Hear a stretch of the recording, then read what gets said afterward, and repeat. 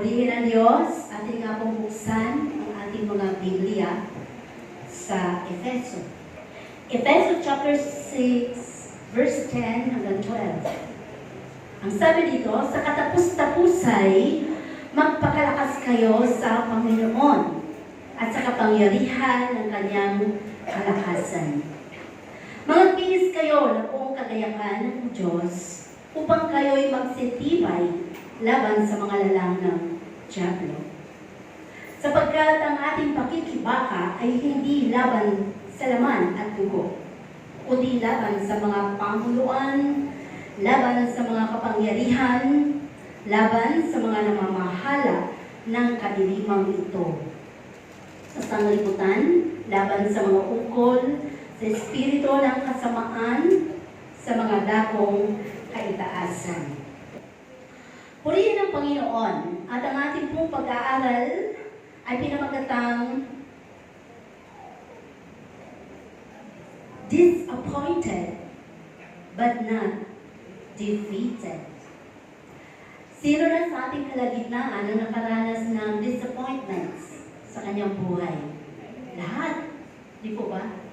Mga bagay na maaaring inaasahan mo, nabigo ka, nadismaya ka, mga bagay na pinaplano mo pero hindi natupad, mga pangarap sa buhay na hindi parang wala ng pag-asa. Or ito ay sa spiritual mong buhay, na-disappoint ka ba? Dumating ba sa buhay mo ang tinatawag natin disappointments, no? So kagaya ng sinasabi dito sa ating binasa sa Efeso, na lagi nating tandaan, anumang plano ng ating puso, ng ating kaisipan, kung ikaw ay nakakilala na sa Panginoon, Diyos ang mag-a-approve nito. Kung ito ay kabubuti mo, o ikawawasak, o ikalalayo mo sa Panginoon. Kaya, ang laging hamon ng Panginoon sa atin ay ang magkaroon tayo ng tunay na pagtitiwala sa Diyos. No? Gaya nga na sinabi dito, ang ating pakikipagbaka ay hindi laban sa laman, kundi laban sa espiritu. At ito ang isa sa pinakamahirap kung ikaw na mananampalataya ay mahina ang iyong spiritual life. Kaya marami ang mga mananampalataya na talunan. Hindi hindi ma-overcome o hindi nakikibaka ng laban sa espiritu na kung saan ay gamit ang salita ng Diyos, no? So, ang sabi nga, bakit nga ba ang isang mananampalataya o tayo mismo ay nakakaranas ng mga disappointments sa ating mga buhay? Alam nyo, sa atin, no, bilang mga mananampalataya, kapag ang isang tao, or lagi na natin, mostly, sa mga mananampalataya, kapag na-disappoint ka, ano ang unang-unang reaksyon mo? Kalimitan, nagtatampo, nagagalit, no?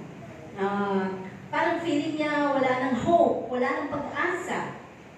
So, ayaw na magtrabaho, ayaw na magising, parang gusto na lang niya na mag-isa, maging loner. Dahil iisip niya, doon siya nakafocus doon sa na bagay na nakapagbigay disappointments sa kanya. Eh paano na lamang kung ang nakapagbigay disappointments sa iyo ay ang kapwa mo? Nadismaya ka sa taong ito? Or mga bagay na maaaring naranasan mo at hindi naging maayos at maganda ang kinahihinatnan? Ang lahat ng mga ito, sa karanasan ng buhay natin, iisa lang ang solusyon. Ang pagtawag at pagtitiwala sa Diyos. Pero, sabi nga, bakit nga ba tayo ay nagkakaroon ng mga disappointments sa ating mga buhay? Si Haring David ay ang dami niyang disappointments, no, na naranasan sa buhay. Mula nung siya ay tinawag ng Panginoon sa kanyang murang isipan, ay parang nireject na siya ng kanyang mga kapatid. Dahil parang iniisip ng mga kapatid niya, siya ay naghahari-harian, naglilider-lideran, parang ganon, no? Pero ang hindi nila alam sa kabila ng mga bagay na yun, ay may plano ang Diyos kay David. Kung bakit yung mga revelations ng Panginoon ay nasa kanya. At na-disappoint siya nung time na nasa halay ng mga kawan ng kanyang mga kapatid. At naano ng kanyang pangalan ng kapatid na si Eliab. At nung dumating siya, sabi nga, anong ginagawa mo dito? Umalis ka dito at kami ay makikipagbaka. Pero hindi siya sumuko. Kanya itong pinaglaban hanggang sa dumating ang punto na siya na nga ang ginamit upang makipaglaban kay Goliath. No? Kayo, ilang higante na ba sa buhay niyo ang inyong napagtagumpayan? Marami na. So marami pang dadating. Expect. No? I-expect mo yung mas marami. Kung marami ka lang napagtagumpayan, ibig sabihin, ang sabi ng Panginoon, oh, matatag na to. Tingnan natin yung medyo mabigat. Kung makakaya. Kasi habang pabigat ng pabigat, gusto ng Panginoon, lalo kang umasa at magtiwala sa Kanya. Kasi ang Diyos lang naman talaga ang makapagbibigay ng lakas, inspirasyon, at siya lang ang matibay ng loob mo para mapaglabanan ng lahat ng yan. Dahil sabi nga, hindi siya sa laman, kundi sa Espiritu. So, malaking hamon sa atin is palakasin natin ang ating Espiritu. Dahil ito ang makikipaglaban sa atin, laban sa mga sanlibutan na gawa ng kaaway. So, mga experiences na ating nararanasan kung bakit nadidisappoint ang isang mananampalataya o Kristiyano kaya. At sabi nga dito, ginagamit ng kaaway ang mga disappointments upang pahinain ang ating pananampalataya. Ginagamit ng Panginoon, ng kaaway. So, kapag mahina ang iyong paningin, ang gagamitin ng kaaway ay ang iyong vision na marami kang makikita na nakakatisod para pahinain ang pananampalataya mo. Kung ang kahinaan mo ay sa pandinig, gagamitin ng kaaway na marami kang maririnig na mga chismis, mga bagay na pwedeng ikalulugmok mo, at doon ay pahihinain ang iyong pananampalataya. Kaya sabi nga, maging aware tayo ng mga mananampalataya. Pero tayo mga anak ng Diyos ay tinawag hindi para sumuko, kundi para tumayo at labanan ang Espiritu nito.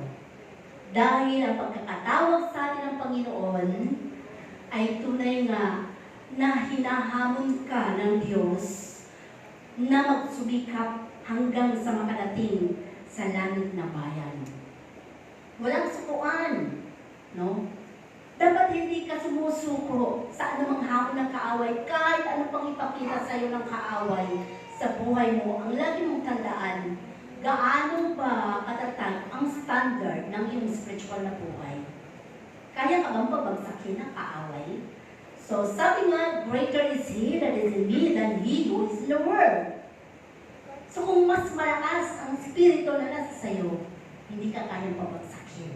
Hindi ka kayang tisurin. Hindi ka kayang bigyan ng anumang bagay.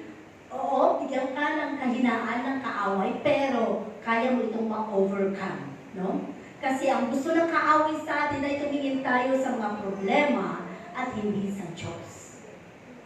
Yun ang pinakamahirap minsan. Kapag dumadating na tayo doon sa punto na ito na yung problema na nakaharap sa'yo, ay doon ka lang nakafocus. So wala ka bang ibang option? Ang unang option mo doon is sa Diyos. Ang pagtitiwala lamang sa Panginoon. Paano kung sa sakit? Kung sakit o karamdaman ang iyong kinakaharap, babalik pa rin tayo sa Panginoon. Paano kung sa mga pinansyal, ikaw ay dinadali ng kaaway? Ang Diyos pa rin ang ating babalikan kasi siya ang pinakamayaman sa lahat. Paano kung sa relasyon, sa pamilya, kaibigan, mahal sa buhay, ang dinadali ng kaaway sa buhay mo? Babalik pa rin tayo sa Panginoon dahil siya ang Diyos ng kaayusan at Diyos na mananagumpay. Amen? Pero sabi nga, sa medyo mababaw na mga karanasan sa buhay na nadidisappoint ang isang tao, ay minsan sabi nito, kahit sa loob ng church, no? Sabi, bakit nadidisappoint or bakit nadidismaya ka? Bakit nanghihina ka? Bakit parang isip mo talo ka? Number one is sabi nito, too much comparison of your life to others. Masyado natin kinukumpara ang ating sarili sa kapwa natin. Kapag medyo umangat na siya, parang, oy, sana all. Kapag yumaman sila, oy, sana kami din. Kapag nagkaroon sila ng anumang mga bagay na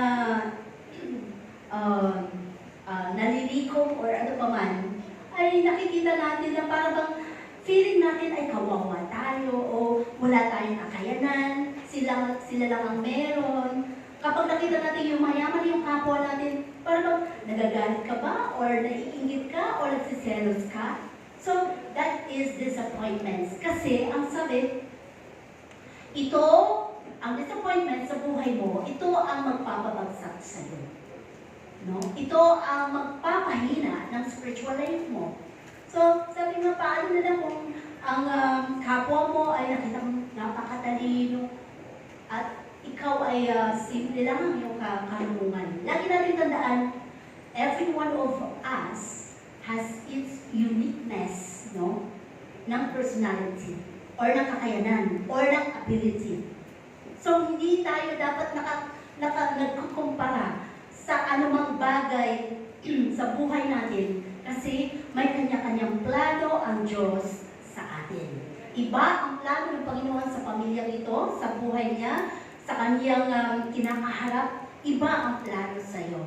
Kaya nga, ang Diyos ay lagi lamang nakamasid. Sabi nga na ang problema ay, sa mga problema nito, natatangay tayo sa agos ng mundo. Minsan, ano bang pinagkaiba ng ibang mga Kristiyano? Kung ano ang uso, yun ang ating nasusunod. Di ba? Kung ano yung, anong years na ba ngayon? Millennial years or ano ba? Gen Z or ano bang bagay. Sabi, lahat mababago, lahat ng panahon ay nababago, ang sitwasyon ay nababago. Pero tayo ng mga mananampalataya, ang inaasahan ng Panginoon ay huwag mabago ang ating pananampalataya sa Diyos.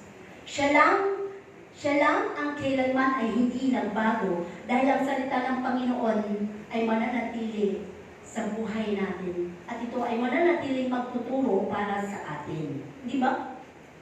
So, sabi, may mga bagay na kapag nakita natin ang uso-uso lang, kapag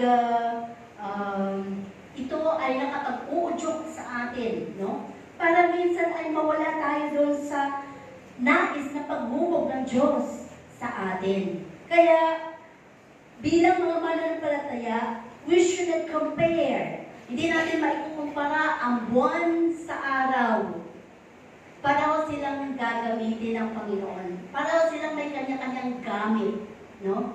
So, hindi natin maikukumpara ang buhay natin sa kapwa natin. Dahil iba ang kanyang tinatahak na landas at iba ang magandang plano ng Diyos sa buhay mo. Kaya baliwala ang liwanag, no? Baliwala ang liwanag ng araw sa gabi kung wala din ang araw na magsisilbi na magbibigay ng reflection sa buwan. So, napakahalaga. Ganun din sa loob ng church. Kung wala ang bawat isa sa atin dito na magpapalakasan, manghihina ang lahat. At magkakaroon tayo ng faction na tinatawag. So, ang inaasahan ng Diyos lagi is pagkakaisa. Kaya lagi yun ang panawagan ng Panginoon, no? So, wag nating iisip, ay sila na lang kasi sila yung mga mayayaman, ay sila na lang kasi sila yung mga magaganda, o sige kayo na lang kasi kayo yung may mga talento. No. Lahat ay pantay-pantay. Wala ka mang talento, kung ikaw ay may willingness na paggamit sa Panginoon, i-develop ka ng Panginoon. Ganun ang Diyos. Lahat ay pwedeng mangyari sa Panginoon, lalo higit mo ito ay gagamitin mo para sa Kanya. At sabi nga, so watch your emotions. Sa sinasabi ng ating nararamdaman, magkaiba po yun sa emosyon at sa pananampalataya na meron ka. Dahil ang emosyon ay nakadepende ito sa iyong nararamdaman. Subalit, ang ating pananampalataya, kahit may nararamdaman ka, nakakaiba. May nararamdaman ka na parang nakakailang. Kahit may nararamdaman ka na parang hindi ka komportable. Pero because of your faith, nakakaya mong gawin para sa Diyos. Lahat ng ginagawa mo ay para sa ikalulugod ng ating Panginoon. Sabi nga dito, kung anumang bagay na tayo ay nakadepende sa ating mga emosyon, it may bring us into anger. So, magagalit ka na, magkakaroon ka na ng anumang mga negatibong kaisipan laban sa kapwa mo, mapupunta sa unforgiveness.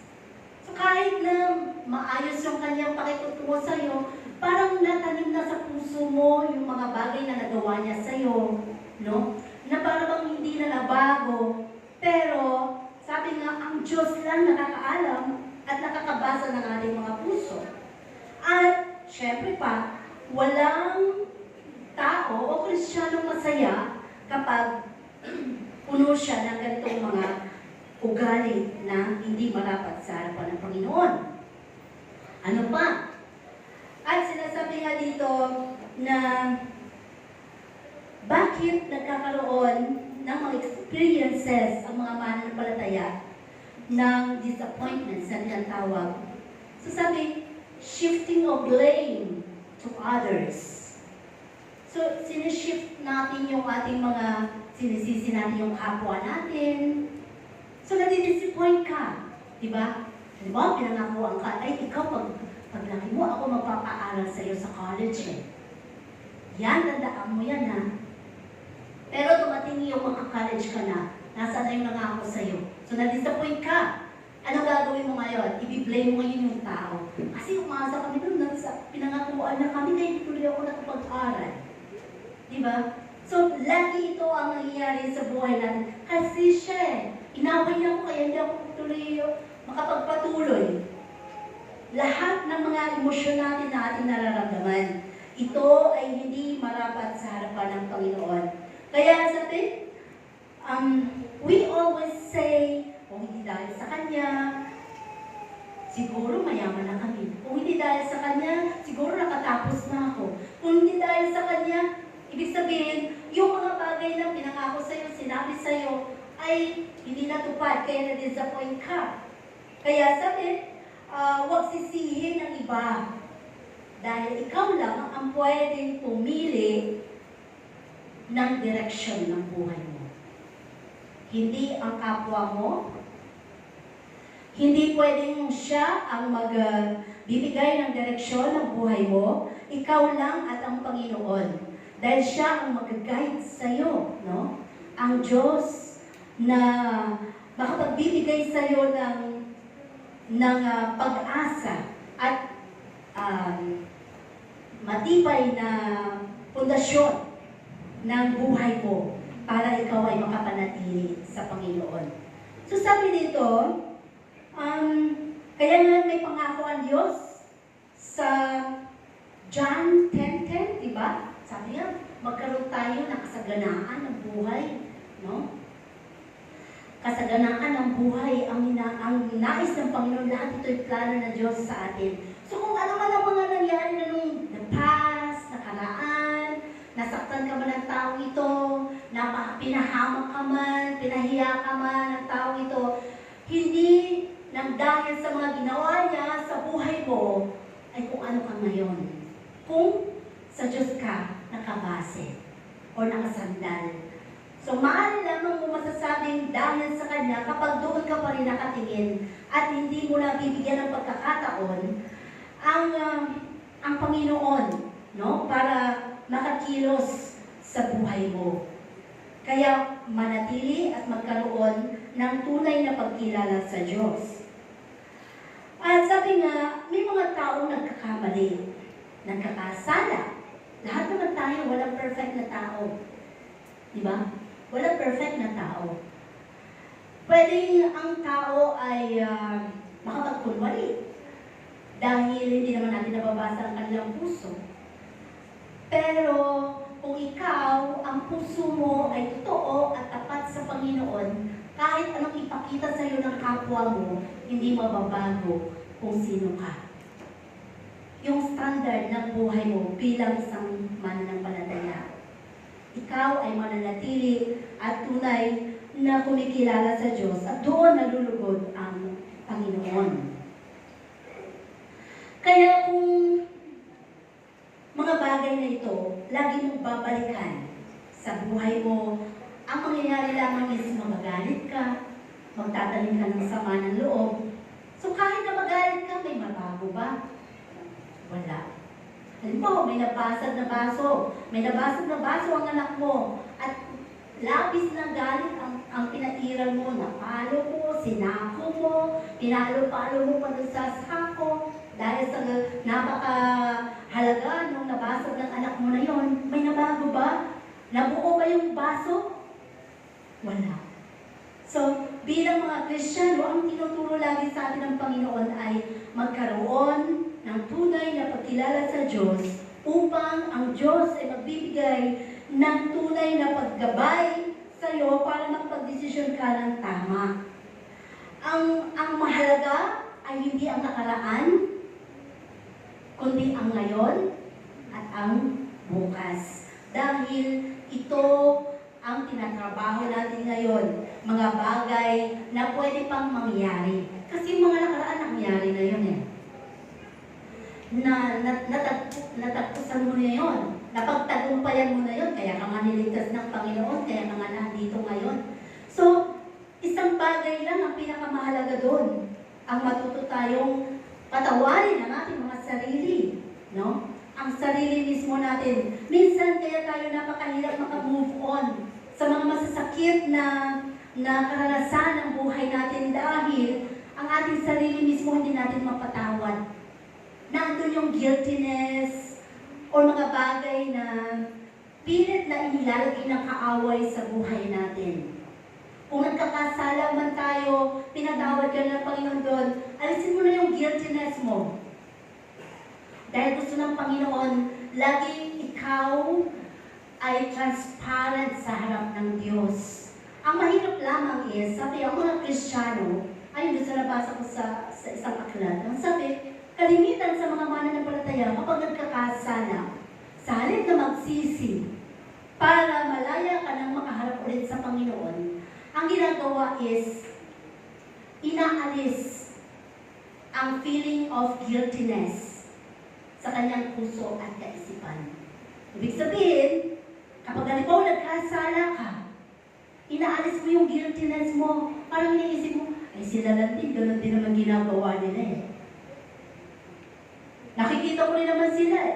Siya, ganun din naman. Ay di, okay lang, patas lang kami, kahit Kristiyano ako. Inaalis natin yung guiltiness sa ating sarili, kaya nagkukumpara tayo sa kapwa natin. Pero, naalis ba yung kasalanan mo? No. Nanatili yung kasalanan, inalis mo lang yung guiltiness sa sarili mo, nananatili bulag ang Diyos sa buhay mo. Kasi, hindi ka lumapit sa Panginoon para ihingi ito ng tawad. Ang pinakamahalaga lagi sa Diyos ay alisin ang kasalanan, hindi alisin ang guiltiness sa ating mga sarili para maikumpara natin ang ating mga sarili sa harapan ng kapwa natin. No? So sabihin, stop blaming others. And sometimes we blame God para doon sa mga bagay na nabago ang buhay mo, na iba ang buhay mo, naghirap ang buhay mo. So lahat yun, proseso ng Diyos. Kung paano ka magre-react sa bawat sitwasyon na yung nararanasan, kung nahihirapan ka ngayon sa buhay mo, go for it, kasama ang Diyos. Lagi mong iisipin, lahat ay temporary. Walang permanente sa ibabaw ng mundo. Walang kulong na laging nasa ilalim.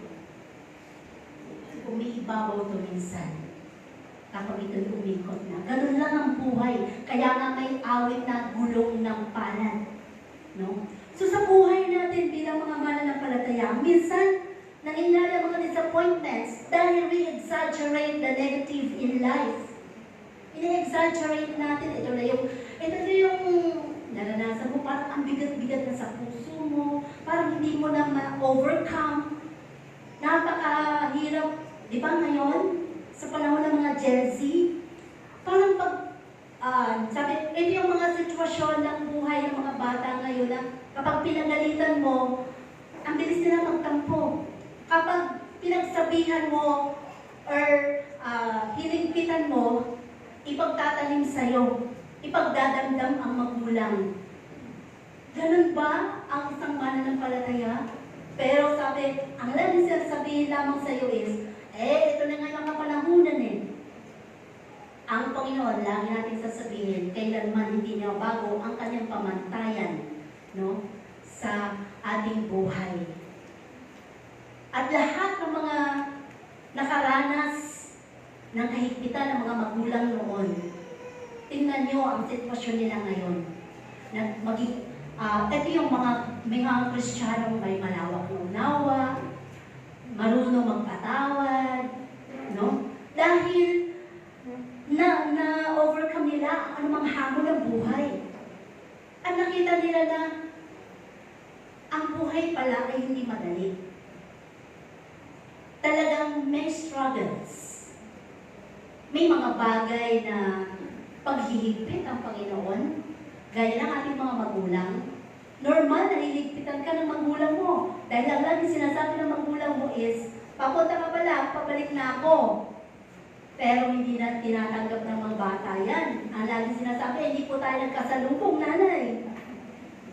Lahat ng mga ito ay binibigyan nila ng rason. Pero kapag tayo ay may mga anak ng Kristiyano, huwag niyong hayaan na ang mga batang lumalaki sa panahon ngayon ay madala ng mundo. Ang panuntunan at ang pamantayan ng ating mga magulang na naranasan mo ang pagdisiplina, kung paano ka pinalaki, ay maaari mo pa rin i-apply sa inyong mga anak bilang mga naglilingkod sa Panginoon. Lalo tigit sa paglilingkod. Lalo tigit sa paglilingkod. Kahit makulit yan, dalhin mo sa church. Dahil kapag lumaki na yan, hindi mawawalay ang salita ng Diyos sa kanilang mga puso. So we exaggerate the negative in life. Sabi, lagi nating nakikita ang mga pangit na side ng buhay natin. Parang doon ka lagi nakafocus doon sa wala. Ano bang meron? Kung anong meron, yun ang pasalamatan mo. Kung walang ulam, ano bang pwedeng makuha na talbos? Ano bang pwedeng gawin? Ano bang pwedeng lutuin? Baka mamaya ay may mga bagay na sabi nga, maging madiskarte ka sa buhay. Huwag lang basta, pag wala na, tutunga ka na, iiyak ka na, ay wala nga kaming pera. Ang Diyos, laging nagbibigay ng option sa buhay natin. Kaparaanan para ikaw ay mabuhay. So, hindi po pwede na ikaw ay naghihirap at tutunga ka na lang dahil ang sabi ng Panginoon, ako ang great provider ng buhay mo.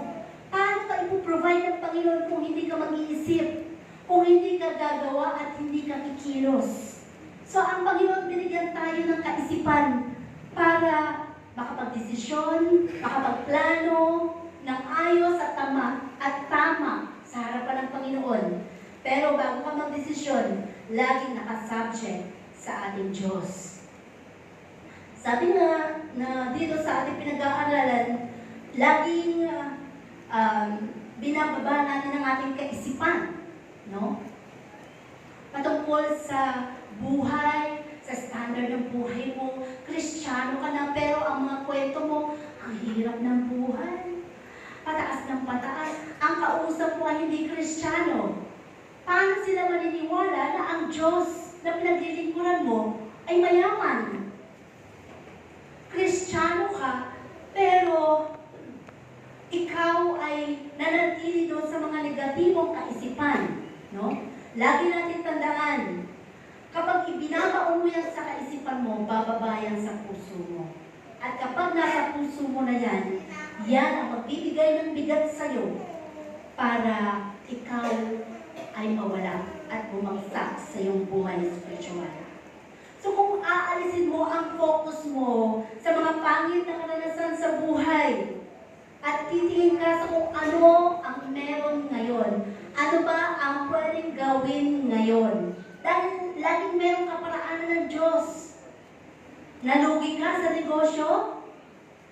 Yun ba ang naging buhay? Yun doon ka ba nakafocus at wala ka ng ibang pag-asa? I believe kapag naniniwala at nagtitiwala ka sa Diyos, gagawa ng pamamaraan ng Diyos para mabuhay ka. Para ikaw ay magpatuloy. Naiwan ka na wala ka ng trabaho? Baka may tinuturo lang ang Diyos. O baka may mga bagay na nais na ipaisip sa iyo ang Panginoon. Sabi, mag-negosyo ka na lang, anak. Kasi ito lagi yung nailagay sa kaisipan namin. Sabi,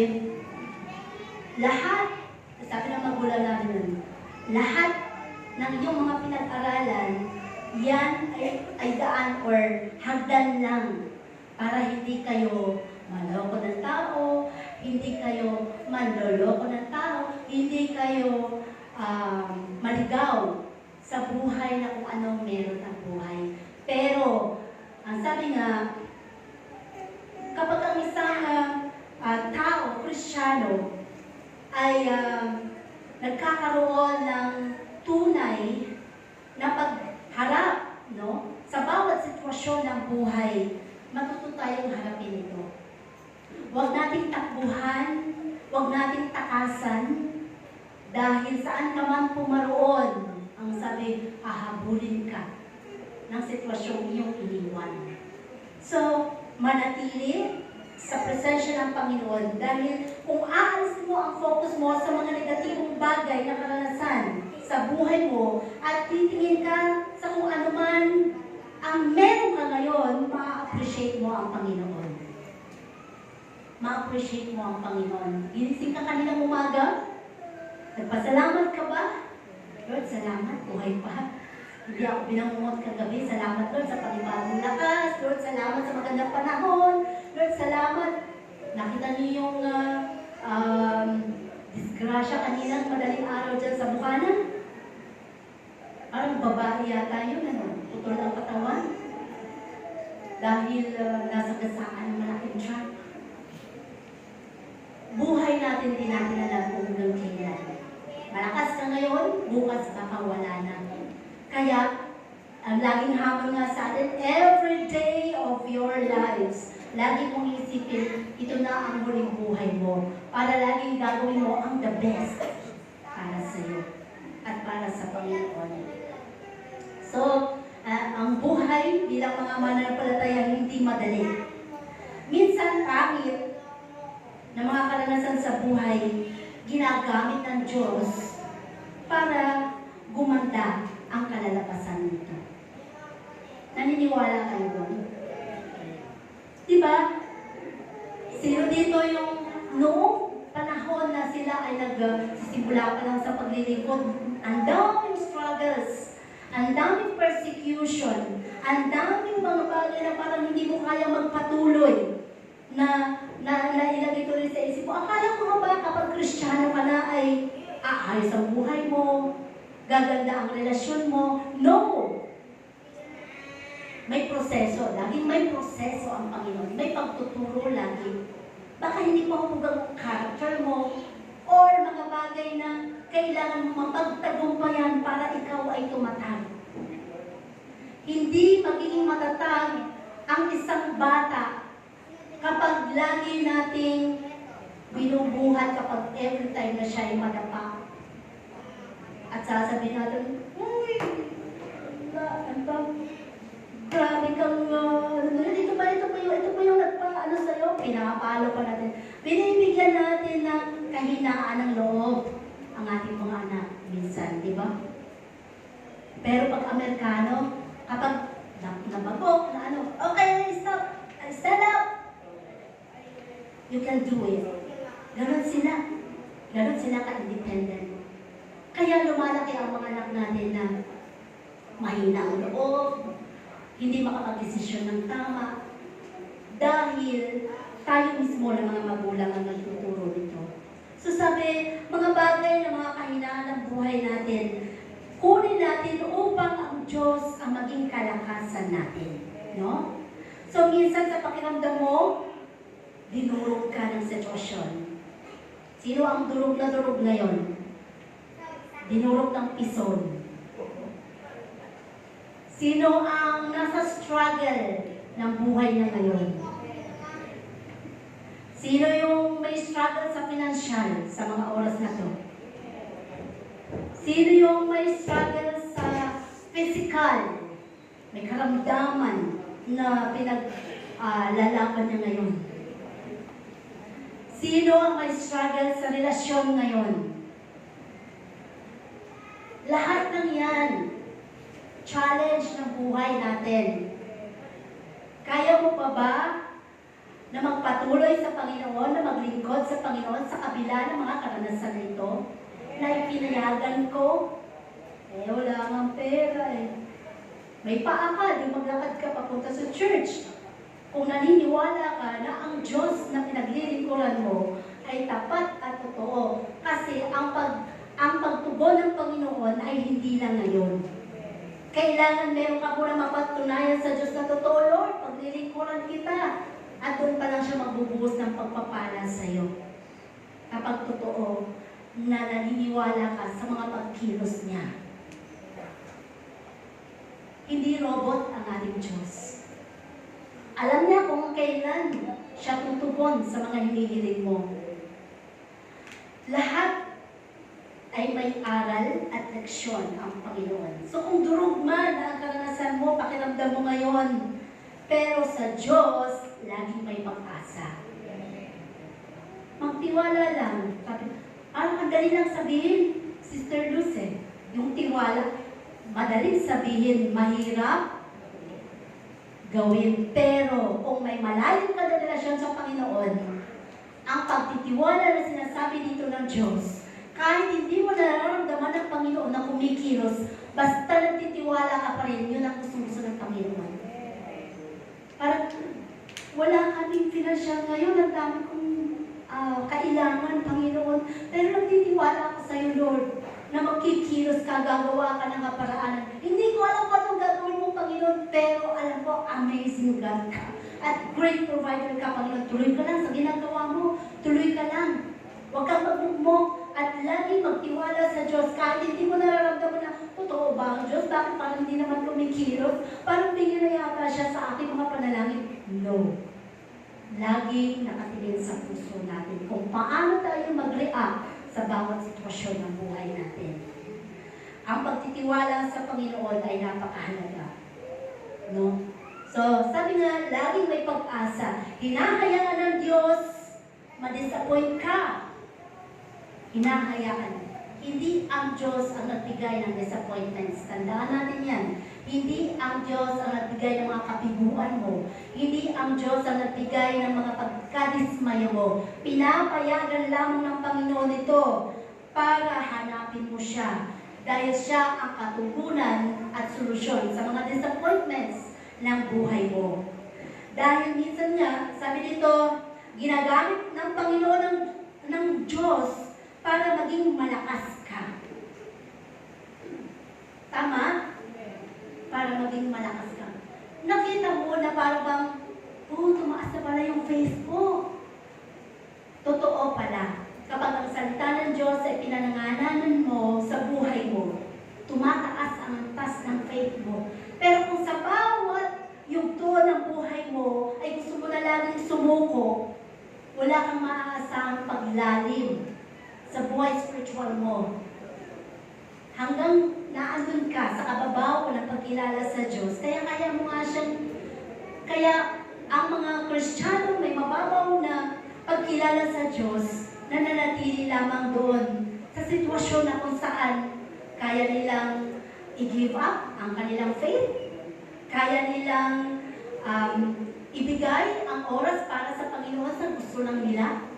Pero kung ikaw ay may tunay na pagkilala sa Diyos, hindi mo kayang ipagpalit ang Panginoon. Dahil naniniwala ka na lahat ng bumubuo sa personalidad mo, Diyos ang may hawak nito.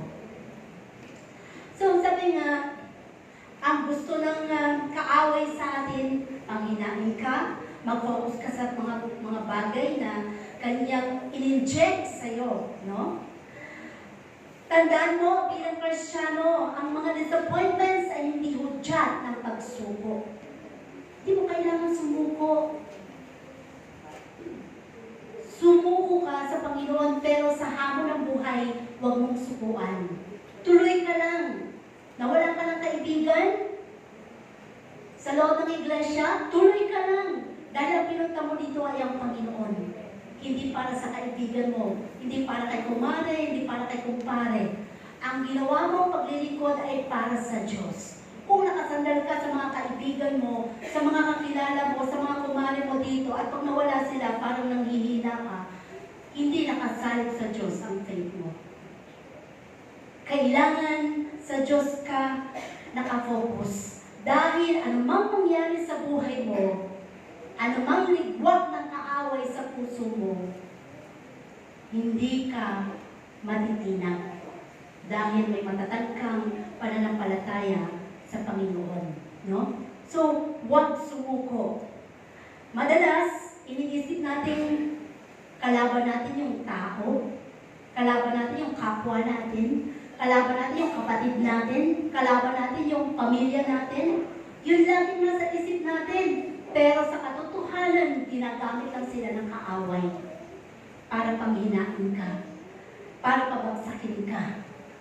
Dahil yung mga taong ginagamit ng kaaway na yun ang may mga mahihina ang pananampalataya. So, kailangan mo ba maging kalegal mo sila? Kailangan umangat ang faith mo para hindi ka matitinag sa pananampalataya na kung anong meron ka. At sabi nga dito sa buhay natin bilang mga mananampalataya, normal, sabi natin kanina, normal na may mga disappointments. Gamitin mo ang baluti ng Panginoon sa buhay mo. Ang baluti ng Diyos ang siya magpapatatag ng iyong pananampalataya. Sabi doon sa Efeso na yon, sa verse 14, gamitin mo ang sinturon ng katotohanan, the belt of truth. Sinturon ng katotohanan ng Diyos, no? Para sa mga kasinungalingan na naririnig mo, na nagsasabi, ay, wala ka ng pag-asa. Ay, kawawa ka naman. Ay, ikaw na lang pinakamahirap sa pamilya niyo. Kawawa ka naman. Hindi ka ba naiinggit sa mga kapatid mo? Ikaw ang pinakawawa. Lahat yun ay kasinungalingan. Dahil kapag anak ka ng Diyos, hindi nakabase sa material na bagay ang kayamanan, kundi nakabase sa spiritual. Kung gaano ka kalalim sa harapan, ang relasyon mo sa harapan ng Panginoon. Gamitin mo ang kalasag ng pananampalataya or the shield of faith. Sa verse 16, no, ng Efeso, na ating pinasa kanina. Sabi doon, ang kalasag ng pananampalataya nito, kapag inatake ka ng mga pag-aalinlangan, mga duda, mga bagay na parang ayaw mo lang maniwala, gusto ng Panginoon, isakbit mo ang shield of faith, pananampalataya mo, para ikaw ay huwag mabagsak ng kaaway. Para ang Panginoon pa rin ang siyang magiging lakas mo at ma-overcome mo lahat ng mga ito. Ano pa? Sabi nito, gamitin mo ang espada ng Espiritu. Sa verse 17, no, ng Efeso. Sabi, espada ng Espiritu or the sword of the Spirit. Ano ba ang tabak, no? Ano ba ang function nun, di ba? Mahaba, matalim. So, kapag tumimo ito sa kaibuturan ng puso ng kalaban mo, sigurado, patay, kagaya ni Goliath, di ba? Siya ay may sword, pero hindi nangyari na ito ay makapatay kay David. Kapag ikaw ay may sword, sa literal, kailangan mo lumapit sa kaaway mo para mo siya mapatay. Pero, iba ang technique na ginawa ni David. Ang ginamit niya ay tirador. Kailangan niyang lumayo para makabuelo. Diba? Para makabuelo sa kanyang kaaway. So sa buhay natin, sa buhay spiritual natin, bilang mga mananampalataya, ang hinahamon ng Panginoon dito is the sword of Spirit, the Spirit of God, no? Na siyang magpapalakas sa iyo, na siyang magbibigay sa iyo inspirasyon. Ang banal na Espiritu ang magtuturo sa iyo, ang mag-guide sa iyo, kasi ang banal na Espiritu ang great teacher natin. Siya ang totoong nagtuturo, gumagabay sa atin. Dahil ang banal na Espiritu, ito ang iniwan ng Panginoong Jesus bago siya umakyat. Ang sabi niya, ako'y lilinisan, pero mayroong hahalilis sa akin na siyang magagabay sa inyo. Walang iba kundi ang banal na Espiritu. Pero tandaan niyo, hindi nagpapapuri ang banal na Espiritu. Wala tayong marinig ng praise, Holy Spirit. Hindi. Dahil ang banal na Espiritu, siya ang magtuturo para ikaw ay makapagpuri sa Diyos. Siya magtuturo sa iyo. Guidance siya. Teacher siya. No? So, ang mga baluti na ito, ang sabi, ang espada ng Espiritu ay salita ng Diyos laban sa mga negatibong kaisipan sa atin. No? Lagi natin alam na ang lahat ng mga negatibong kaisipan, ini-inject lang yan ng kaaway sa atin. Pero hindi niya nababasa kung ano man ang kaisipan meron tayo. Nababasa lamang ng kaaway ang anumang reaksyon na meron tayo. Kapag nireact na natin yung natatakot ka na, nagagalit ka na, doon siya gagawa ng paraan para lalo siyang magbuyo sa buhay mo. Ini-inject niya lahat ng mga negatibo sa iyong kaisipan para mag-react ka. Pero kung lahat ng ini-inject na yan ng kaaway sa buhay mo ay i-rebuke mo, talo ang kaaway. Panalo ang Diyos na nasa sa iyo. So sabi, magtiwala kayo, baluti na ibinigay sa iyo ng Panginoon ay ibinigay ng Diyos para gamitin mo at para ikaw ay magtagumpay. Alam niyo, ang totoong kalaban natin, sino ba ang totoong kaaway natin? Ang sarili mo. Kaya kung may mga tao na nagagalit sa'yo, tapos nagagalit ka din, or may mga tao na iba ang tingin sa'yo at para bang nagre-react ka, so, huwag kang magalit sa kanila. Check yourself.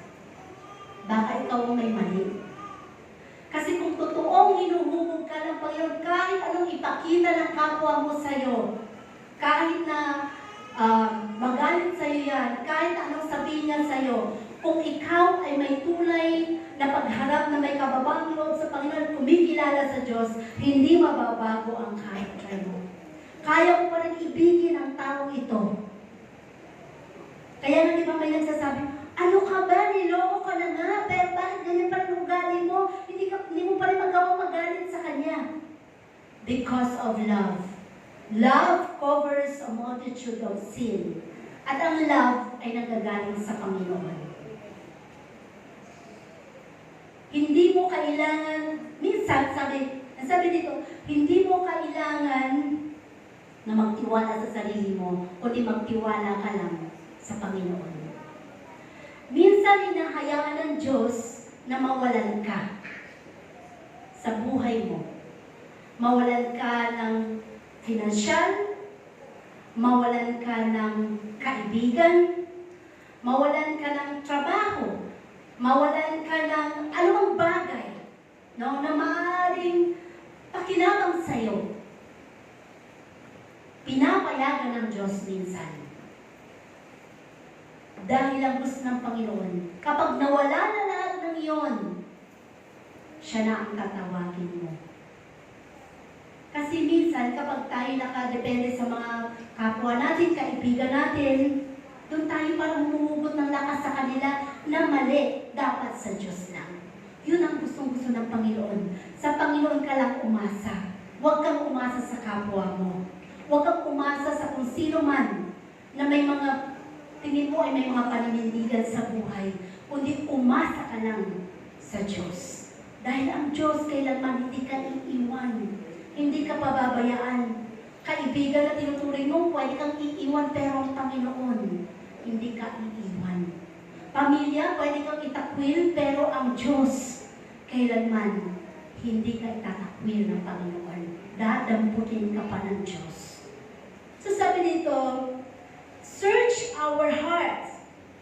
Minsan sa pagkakasala natin, atin pang pinapatagal. Kapag tayo nagkasala, ora mismo, ihingi mo ng tawad. Para maramdaman mo agad ang kalayaan sa puso mo. At sa buhay mo bilang mga mananampalataya, laging iniisip natin na kapag dumating na tayo din sa mga punto na wala na tayong masulingan, ang hinahanap lagi natin ay ang mga bagay na nakikita lamang natin. Pero ang nais lagi ng Panginoon is pairalin mo kung sino ang nakikilala mong Diyos. Kilalanin mo ng lubos. Ang Panginoon, kung siya talaga ang pinaglilingkuran mo, hindi mo siya kayang ipagpalit. Hindi mo siya kayang ipagpalit. At sabi nga, labanan ang mga disappointments sa buhay. Harapin, huwag takbuhan. Hindi sa galit o lungkot, kundi sa panalangin at salita ng Diyos. Salita ng Diyos. Kahit gaano tigas ng puso ng tao na yan, mahal mo man yan sa buhay, o bagay na pinagtitiwalaan mo, kapag sinabject mo sa panalangin, walang imposible sa Panginoon. Kayang palabutin ng Panginoon ang pinakamatigas na puso ng isang tao. Dahil ang Panginoon, punong-puno siya ng pag-ibig. Hindi ba? Minsan kapag may tao nakasakit sa atin, ang pinapairal agad natin ay galit. Pero nasubukan niyo na ba na may mga taong nakasakit sa inyo, pero ang pinalikuhan sa kanya ay pag-ibig? Para bang hindi ka apektado doon sa ginawa ng tao na ito? Well, congratulations sa iyo, kapatid. Na-overcome mo na ang tinatawag na galit sa puso mo. At naipapamuhay mo na ang buhay ng Kristo. Marunong ka nang magpatawad. Marunong ka nang umunawa sa bawat sitwasyon ng buhay. So dito sa loob ng church natin, iba-iba ang character. May mga bagay na makikita mo dyan, may mga suplada, may mababait, may palangiti, may palabati, may hindi ka babatiin, may iiwasan ka. Pero lahat ng iyon, dinala dito ng Panginoon para ma-sanctify at ma-purify ang ating mga puso at tuturuan ng Diyos paano lumakad ng tama at gusto sa harapan ng Panginoon para mahubog ang ating mga character. At ang inaasahan ng Diyos, walang mataas, walang mayaman, walang mahirap. Lahat ang gusto ng Panginoon, mabuhay tayo na pantay-pantay sa harapan ng Panginoon. Yun ang nais na ituro ng Panginoon sa atin. Kung may nakikita ka na nangangailangan, tulungan mo. Kung nakakakita ka ng kailangan ng pag-ibig, gabayan mo siya. At huwag mong hayaan na siya ay maligaw. Dahil mahal ng Diyos ang bawat isa sa atin. So dapat alam mo kung kanino ka humuhugot ng lakas para magtagumpay. Sino magsasabi dito na siya ay isang mananagumpay na Kristiyano? Amen. Yung pagtatagumpay, makukuha mo talaga yan kapag ang gagamitin mong sandata ay ang Panginoon, ang salita ng Diyos sa buhay mo. Na ano bang mangyari? Babalik ka sa Panginoon. Sometimes, naalam ni Lord na lumayo sa'yo ang mga dati mong tinuturing na kaibigan dahil gusto ni Lord na sa Kanya ka na lang umasa. Gusto ni Lord na sa Kanya ka na lang maging masaya. Sino ang masaya dahil naandito sa presensya ni Lord? Yes. Sino ang masaya dahil naandito ang kaibigan niya? Amen din. Pero mawala man ang kahit sino, kung ikaw ay may malalim na relasyon, ang buhay mo ay mananatiling magtitiwala sa Diyos. Yun ang pinakamahalaga. So, sabi niya, doon sa buhay ni, sino ba yung may 12 anak? Okay, ni Jacob, di ba? Ni Jacob, di ba? Sa buhay ni Jacob, talagang iba-iba ang character nila. So kahit na may mga Kristiyano tayo, iba-iba ang character pa rin natin. Kasi hindi lahat ay nagsusuko ng kanilang mga character na pangit. Inaalagaan sa halip. Kaya nananatili na gano'n ang character. Pero kung ikaw ay isang tunay na Kristiyano, alam bang hindi ka lugod-lugod sa Panginoon, isusuko mo to sa Kanya. Dahil bibigyan ka ng panibagong bihis na Panginoon ng pagkatao. No? Ng pagkatao. So, sabi, tandaan, ginagamit ng kaaway ang mga disappointments para ilayo ka sa Diyos. Dahil alam ng kaaway na kapag na-disappoint ka, papasok na yung mga duda, papasok na yung mga duda, at ang plano ng Diyos sa buhay mo ay hindi mapagyayari. Magkakaroon ka na ng takot sa future mo, no? Magkakaroon ka na ng kung anumang kawalan ng pag-asa sa buhay mo. So, ikaw at ang Panginoon lang.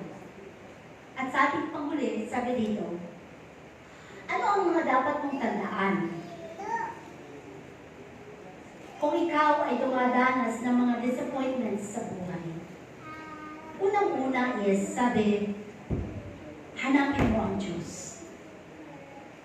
Kalimitan, kapag mga mananampalataya, kapag dumadating ang problema, sasabihin na, hindi muna ako sasamba, puno-puno ako ng kabigatan, puno-puno ako ng problema, ang dami kong bayarin, ang dami kong utang, ang dami kong labahin, ang dami kong kakarapin pagpapladya, tapos pasok ka na naman bukas. Ang bigat ng aking pakiramdam. May problema ako sa pamilya ko, may problema ako sa asawa ko, may problema ako sa anak ko. Hindi mo na ako sasamba. Pero ang hamon ng Diyos, seek God. Mas lalong umibigat ang problema na kinakaharap mo, mas lalo mong hanapin ng Diyos. Dahil siya lang ang makapaglilinaw ng kaisipan mo. Ay kung nagmukmuk ka sa bahay dahil sa problema mo, lalong ilulugmok ka ng kaaway. Lahat ng mga negatibong kaisipan, ipapaisip sa iyo ng kaaway. Walang pagtatagumpay. Hindi mo ma-overcome ang namang disappointments ng buhay mo. Kaya ang tinuturo lagi ng Panginoon, unahin ang Diyos. Unahin ang Panginoon. Dahil kapag inuna mo lagi ang Panginoon, unang-una ka rin sa listahan ng Diyos para makasambot ng pagpapala. Unahin ang Panginoon sa kung anong meron ka, ayaw mo bang ibigay sa Panginoon? Lagi natin naririnig, lagi sa times. Unahin ang Panginoon. Dahil ito ang susi ng pagpapala. Kung pinansyal ang pag-uusapan. Bakit maraming nalugi na mga Kristiyano? Marahil ay hindi na nauna ang Panginoon. Hindi na ibalik kung ano mang pinahiram ng Diyos sa Kanya. Dapat tayo ng mga Kristiyano, marunong tayong magbalik ng anumang dumaan sa ating mga palad na pagpapala. Maliit man yan o malaki. Dahil doon susubukin ang pananampalataya mo. Eh, Lord, naka-budget na ito. Dapat una sa budget si Lord. Bago ka mag-budget, alisin mo muna ang para kay Lord. Dahil siya ang una eh. Kung naniniwala ka na kaya niyang i-provide, kaya kanyang i-sustain, kaya kanyang malagpasan mo ang anumang bagay na kinakatakot mo sa buhay mo. Matuto kang magbalik ng para sa Panginoon. At doon nakikita mo, magiging magaan ang buhay mo. Number 2, sabi, remember that God does not abandon us. Kailanman, sino magsasabi sa ating kalagitnaan na siya'y iniwan ng Panginoon, na siya'y pinabayaan ng Diyos? Sa nakikita namin, wala nang kami dumating dito sa Gapan, ang laki na ng pinagbago ng mga buhay natin. Ang laki na ng nagawa ng Diyos sa buhay natin. At marami pa siyang gagawing kamangha-manghang bagay sa buhay mo kung ikaw ay nagpapatuloy. Huwag kang sumuko. Pwede mo umiyak, iiyak mo yan kung ikaw may problema. Pero sa pag-iyak mo, hanapin mo ang Panginoon. Sabi mo, Lord, hindi ko kaya. Hindi ko na kaya ko. Ikaw lang ang may magagawa. Yun ang gusto-gusto ng Panginoon, yung umaasa ka sa Kanya. Dahil siya, kapag tinaas mo lang sa Panginoon, ito lagi kong nilalagay sa isip ko. Kapag every time na dumadating na ako doon sa punto na para bang, Lord, sunod-sunod yung problema. Pero, kapag tinaas ko na sa Panginoon, sa financial man yan, alam ko, si Lord na ang gagawa ng paraan para mapagpala ako. Hindi ko na problema yun. Basta tinaas ko na sa Kanya. Ibig sabihin, pag full trust ka sa Panginoon, Lord, alam mo kung magkano ang babayaran ko. Alam mo, Panginoon, kung magkano ang pangangailangan ko. Ikaw na, Lord, ang bahala dahil alam ko mayaman ka. Alam ko, ikaw ang nagpo-provide sa akin kahit kailan di mo ako pinagkulang, Panginoon. Lagi kong sinasabi sa Panginoon yun. So, doon nakikita mo, si Lord ang gumagawa ng paraan para ma-provide ang lahat ng pangangailangan mo. Ma-amaze ka sa Panginoon. At hindi mo kailangan marami kang ipon para makatulong. Ang anumang bagay na meron ka, kaya mong ibigay sa kapwa mo kahit ikaw ay wala. Dahil yun ang Panginoon. Yun ang tinuturo ng Diyos. Dahil kapag ikaw ay nawalan, ang Diyos ang maglalagay para sa iyo. Ganon ang Panginoon.